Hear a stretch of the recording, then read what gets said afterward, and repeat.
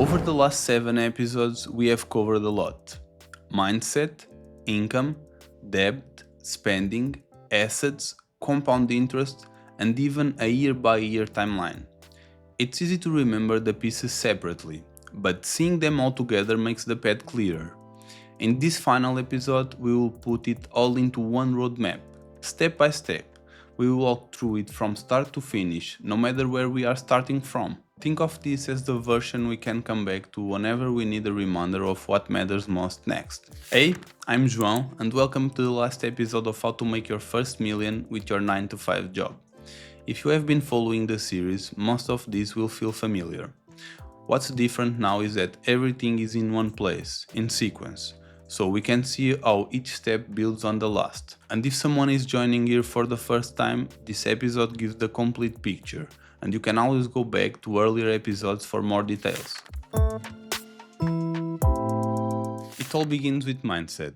How we view the situation shapes every decision we make. A 9 to 5 job is often seen as something limiting, something to escape from, but it can also be the foundation we build on. It gives steady income, predictable cash flow, and often benefits like retirement matching or health insurance. These are tools we can use to create a stable financial base. The shift is in how we think about it. Instead of saying, I just work here, we can say, I'm using this job as a tool to build wealth. The job itself doesn't change, but the way we make decisions about time and money does. This isn't about luck or extraordinary opportunities. Wealth is available to anyone willing to be intentional over a long period of time. And it all starts with the right mindset. Income is the main tool we have. The more that comes in, the more flexibility we have to save, invest, and manage unexpected costs. This doesn't mean working 80 hours a week. It means being strategic. Within our main job, we can document our accomplishments, quantify the value we bring, and use that to request a raise or a promotion. If growth there is limited, it may involve looking elsewhere. Outside of the main job, additional income streams are worth exploring, like freelance work, consulting, or small projects. Anything that leverages skills we already have. Even a few $100 extra per month can compound into a significant difference over time. The key is consistent growth rather than trying to do everything at once, because over time, higher income makes every other step easier.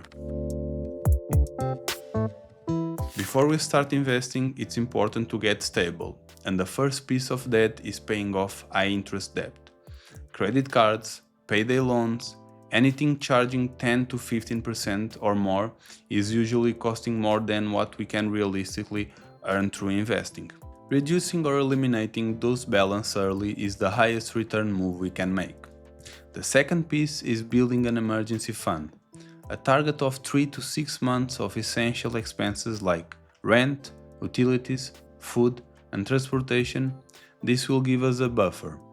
This fund doesn't generate investment returns, but it prevents setbacks when we have an unexpected bill. Stability is not charming, but it's what makes the rest possible. Without it, income, growth, and investing can be disrupted easily. Once income and stability are addressed, we look at spending. Tracking transactions for a month or two gives a clearer picture of cash flow. Grouping spending into categories often reveals areas where money quietly disappears. Normally, subscriptions and dining out are the ones where we spend the most. The goal isn't to feel guilty or cut all enjoyable spending. It's about making intentional choices. Keep what aligns with priorities and reduce what doesn't. And by understanding cash flow, we can make conscious decisions about how much is available to save and invest, and we will learn to spend with awareness and control our wills. Every financial decision can be looked at through a simple question. Is this adding to our wealth or subtracting from it? Assets increase in value or generate income. For example, stocks, index funds, rental property, or a business that earns profit.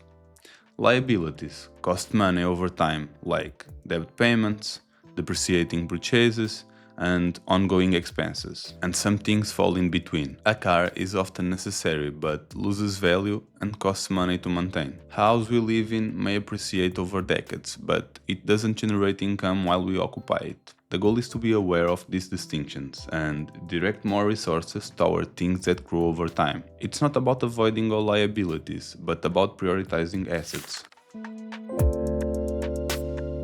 Compound interest is the engine that turns consistent saving into real wealth.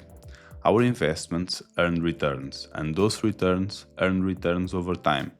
In the early years, the growth may look slow because the base is small. As the balance grows, the same rate of return produces even larger absolute gains. Time is the most powerful variable here. Starting earlier, even with smaller amounts, typically beats starting later with larger contributions. The practical approach is to automate contributions, set a recurring transfer on payday, invest in a broad index fund, and let it run. Consistency matters more than timing the market or chasing perfect returns. Over decades, the effect compounds and becomes significant. A rough timeline helps clarify what to focus on at each stage. In year 1, the priority is stability. Reduce high-interest debt, build emergency fund, and explore potential income increases. Year 2 shifts to growth. We push for higher income, refine spending habits, and begin investing, even if it's a small amount like $100 or $200 per month. Years 3 to 5 are about scaling. Contributions increase as income grows. Side income, if it exists, is reinvested or directed into assets. By this stage, invested assets might reach $25,000 or $50,000, depending on income and consistency. From years 6 to 10, the focus is on expanding the engine. Contributions continue to rise, and a common milestone is crossing $100,000 in invested assets. The effect of compounding becomes more visible as returns start to generate noticeable growth, alongside new contributions, of course. Everyone's pace is different. Higher income or aggressive savings accelerate progress. Lower income or higher expenses lengthen the timeline. Remember the sequence: stability, growth, scaling, and remain consistent. The purpose of this roadmap isn't just money, it's options. Financial freedom means not being dependent on the next paycheck to survive. It means decisions about where we live, how we work, and how we spend time can be based on choices rather than necessities. This doesn't happen quickly. It is a result of repeated, consistent decisions over years. The steps are earning more, spending intentionally, investing, and let time work. Eventually, the combined effect gives more control and flexibility over your life.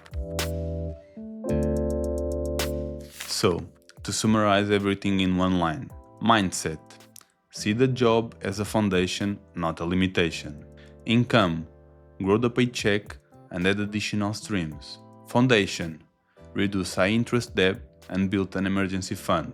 Spending. Track and align cash flow with priorities. Assets. Direct money toward things that grow. Compound interest. Invest consistently and let time work. Timeline. Follow the sequence and adjust pace as needed. Freedom. Build options through accumulated assets. It's straightforward, but it requires consistency over years to achieve meaningful results. This series was designed to give a complete picture, not just isolated tips. Each piece works individually, but the real value comes from applying them together. If you are just starting, begin with stability and move forward. If some progress is already in place, identify the missing steps and continue. Over time, the structure becomes intuitive because each step reinforces the next. The key is steady application and adjusting as circumstances change. This episode brings everything together.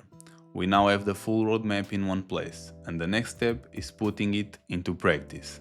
We can revisit any part if we need a reminder. The roadmap is complete, and now it's in your hands to use it.